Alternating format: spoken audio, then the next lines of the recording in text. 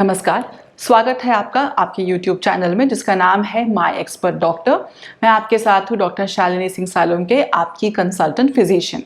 सबसे पहले शुभ दीपावली। आप सभी व्यूवर्स को दीपावली की बहुत बहुत शुभकामनाएं। मैं आशा करती हूँ कि आने वाला साल ये दीपावली आप सबके लिए सेहत और संपन्नता लेकर आए। अक्सर ये देखने में आया है कि दिवाली के बाद एक टिपिकल टाइप के पेशेंट्स की संख्या बढ़ जाती है हॉस्पिटल्स में और ओपीडीज में। ये वो लोग होते हैं जो दीपावली पर अपने सारे प्रतिबंध छोड़ देते हैं, खुशी खुशी दीपावली मनाते हैं। जैसे कि डायबिटिक्स जो अपने प्रिकॉशंस छोड़ देते हैं, उनका शुगर लेवल बढ़ जाता है, ब्लड प्रेशर की तकलीफ जिनको है उनका बीपी बढ़ जाता है, एस्थमेटिक्स पेशेंट्स को सांस लेने में तकलीफ होती है। और ये सब कुछ सिर्फ इसलिए होता है कि उन्हें पता ही नहीं उन्हें दिवाली के आसपास किन चीज़ों का ख्याल रखना चाहिए ताकि उनकी दिवाली भी अच्छी रहे और दिवाली के बाद का समय भी। तो आज के वीडियो में हम यही जानने की कोशिश करेंगे कि जिनको डायबिटीज़ है, अस्थमा है, ब्लड प्रेशर की तकलीफ है, कोलेस्ट्रॉल की तकलीफ है, एसिडिटी की प्रॉब्लम है, जिनको पाइल्स और बाकी सारी तकलीफ़ें हैं, उनको ऐसी क्या सावधानियां बरतनी चाहिए कि दिवाली के बाद भी उनको हॉस्पिटल्स के चक्कर न काटने पड़े। ये दिवाली सचमुच आपके लिए सेहत लेकर आएगी। इस वीडियो को ध्यान से देखिए और मैं आपसे वादा करती हूँ कि इस वीडियो को देखने के बाद अगर आप सारी चीज़ें प्रॉपरली फॉलो करते हो तो आपको अस्पताल नहीं जाना पड़ेगा दिवाली के बाद भी। तो चलिए आज का वीडियो शुरू करते हैं। सबसे पहले बात करते हैं डायबिटिक पेशेंट्स की। सबसे पहले आप लोगों को अपना ब्लड शुगर लेवल दिवाली के 2 दिन पहले से 2 दिन के बाद तक रोज़ सुबह एक बार चेक करना है। यदि आपका फास्टिंग ब्लड शुगर लेवल 180 के ऊपर आ रहा है दवाइयाँ लेने के बावजूद, तो आपको इमीडिएटली डॉक्टर को इन्फॉर्म करना है जो भी आपकी केयर कर रहा है। दूसरा, आपको अपनी सारी मेडिकेशन जो डायबिटीज़ से रिलेटेड है वो एकदम टाइम पे लेनी है, उसमें कोई भी गड़बड़ नहीं करनी है। तीसरा, आपको अपने मील्स का शेड्यूल चेंज नहीं करना है, जो रूटीन है वही रखना है। मैं समझ सकती हूँ दिवाली में बहुत काम होते हैं, 10 तरह की चीज़ें होती हैं, बट डायबिटिक्स पेशेंट्स को अपना स्पेसिफिक ख्याल रखना है। आप दवाइयों पर हैं, इस बात का ध्यान रखें कि अगर आपकी दवाई का और आपके मील का टाइम मैच नहीं हुआ तो आपका शुगर लेवल एकदम से बढ़ भी सकता है या एकदम से कम भी हो सकता है। तो प्लीज़ इस बात का ख्याल रखिए कि आपको छोटी छोटी मील्स दिन में हर 4 घंटे में लेनी ही है, थोड़ी थोड़ी आप जितना भी ले पाओ।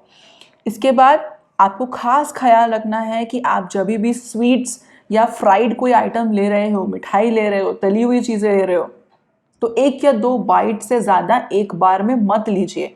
आप चाहे 1-2 बाइट लो, चाहे आप पूरी प्लेट खा जाओ, आपको स्वाद उतनी ही देर मुंह में रहने वाला है। तो आप क्यों अपने आप को नुकसान पहुंचा रहे हो? कहीं ऐसा ना हो कि अभी तो आप 1 प्लेट खा लो पर उसके बाद जब दिवाली के बाद डॉक्टर के पास जाओ तो डॉक्टर आपका लंबे समय तक के लिए सारा मीठा ही बंद कर दे। तो छोटे से फायदे के लिए इतना बड़ा नुकसान मत करवाइए।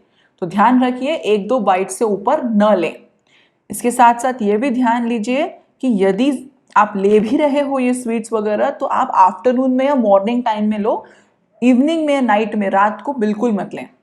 आपको हेल्दी ऑल्टरनेटिव्स ढूंढने हैं, जैसे कि मैदा की जगह आप व्हीट, मिलेट ये सब यूज़ कर सकते हो। रिफाइंड शुगर की जगह आप खांडसारी, शहद, पाम शुगर इन चीज़ों का यूज़ कर सकते हो।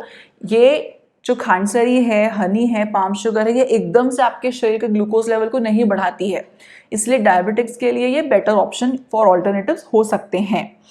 इसके साथ साथ आप एक्सरसाइजेस जो रूटीन कर रहे हैं, यदि उतनी ना भी कर पाओ तो कम से कम 40 मिनट की वॉक तो ज़रूर कीजिए और अपने हाइड्रेशन लेवल को मेंटेन करके रखिए, ये बहुत ज़रूरी है।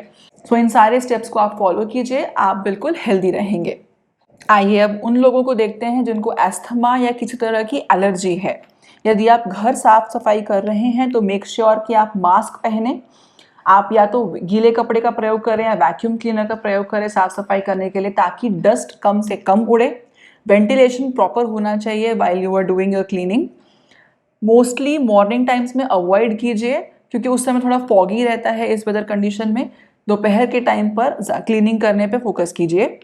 यदि आपको इस तरह की एलर्जी की अस्थमा की प्रॉब्लम है तो आप दिवाली के 2-3 दिन पहले से 2-3 दिन बाद तक एंटी एलर्जिक मेडिकेशन रात को ले सकते हैं डॉक्टर के प्रिस्क्रिप्शन पर। यदि आप एस्थमेटिक्स हैं और आप इन्हेलर्स पर हैं तो रेगुलरली अपना इन्हेलर लेते रहिए टाइम टू टाइम। और यदि आप इन्हेलर्स पर नहीं हैं और आपको पहला सिम्टम नोटिस हो रहा है after you started your cleaning and everything, तो आप तुरंत अपना इनहेलर का पफ ले लीजिए। कोशिश कीजिए कि ना तो आप जहाँ पर फटाके जल रहे हो वहाँ पर जाएं और ना खुद फटाके जलाएं।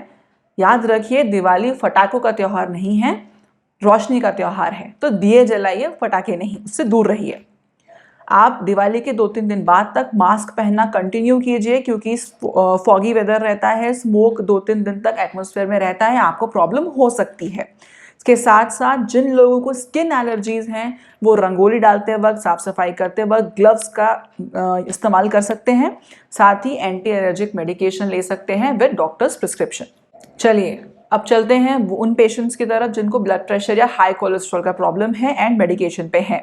तो आप अपना ब्लड प्रेशर सुबह 8 बजे और शाम को 8 बजे दिन में 2 बार ज़रूर चेक करेंगे। इसके साथ साथ कोशिश कीजिए आप दिन में 45 मिनट निकालिए अपने आप को रिलैक्स करने के लिए। ये बहुत ज़रूरी है, बिकॉज दिवाली में जो स्ट्रेस लेवल रहता है साफ़ सफाई का, काफ़ी सारी चीज़ों का, वो भी आपका ब्लड प्रेशर बढ़ाने में कंट्रीब्यूट कर सकता है। इसके साथ साथ कोशिश कीजिए कि आपको रात को 6 से 7 घंटे की अनडिस्टर्ब्ड स्लीप ज़रूर मिले। आपकी मेडिकेशंस जो भी हैं आप बिल्कुल टाइम पर लेते जाइए। फरसान वगैरह जो मिक्सचर होते हैं, चिवड़ा होता है जो मार्केट से आप लेकर आ रहे हैं, उसको मत खाइए, क्योंकि उसमें काफ़ी ऐसे प्रोडक्ट्स रहते हैं जिनसे ब्लड प्रेशर स्पाइक अप हो सकता है। उसमें से एक तो नमक ही है। अपने हाइड्रेशन को बराबर मेंटेन रखिए। आपके घर पे जो हेल्दी आइटम बन रहे हैं उनको खाइए। फ्राइड आइटम्स को, जैसा मैंने आप पहले भी बताया है वीडियो में, फ्राइड आइटम्स एक बाइट से ऊपर मत लीजिए और कोशिश कीजिए कि वो आप आफ्टरनून में या मॉर्निंग में ले रहे हैं। अगर आपको हमारे द्वारा दी गई जानकारियां अच्छी लग रही हैं तो लाइक बटन दबाकर हमें प्रोत्साहित कीजिए। ज्यादा से ज्यादा लोगों के साथ शेयर कीजिए ताकि इससे उनका भी फायदा हो पाए। अगर आपको आपके स्वास्थ्य से रिलेटेड कोई भी क्वेश्चन है तो कमेंट बॉक्स पे डालिए, हम इसका आंसर जल्द से जल्द देने की कोशिश करेंगे। साथ ही साथ हमारे चैनल को सब्सक्राइब करना मत भूलिए और बेल आइकन दबाना मत भूलिए, ताकि हमारे आने वाले वीडियोस के बारे में आपको नोटिफिकेशंस मिलते रहें। अब चलिए, वो लोग जिनको एसिडिटी की प्रॉब्लम है, काफ़ी सारे ऐसे लोग होते हैं जिनको बेसलाइन एसिडिटी की प्रॉब्लम रहती ही है, लेकिन दिवाली के बाद ये प्रॉब्लम बहुत बढ़ जाती है। वो कुछ भी खाते हैं तो खाना ऊपर आता है, पूरे टाइम जलता रहता है। उन लोगों के लिए क्या क्या इम्पोर्टेंट है देखिए। आपको 4 घंटे से ऊपर भूखे नहीं रहना है। आप कितने भी काम में बिजी हो, पर थोड़ा बहुत कुछ कुछ आपको अपने पेट में डालते रहना है। दूसरा, फ्राइड चीज़ें, स्पाइसी चीज़ें, सॉल्टी चीज़ें, ये सब नहीं खाना है। और अगर खा भी रहे हो तो कोशिश कीजिए रात को तो बिल्कुल ही नहीं खाना है।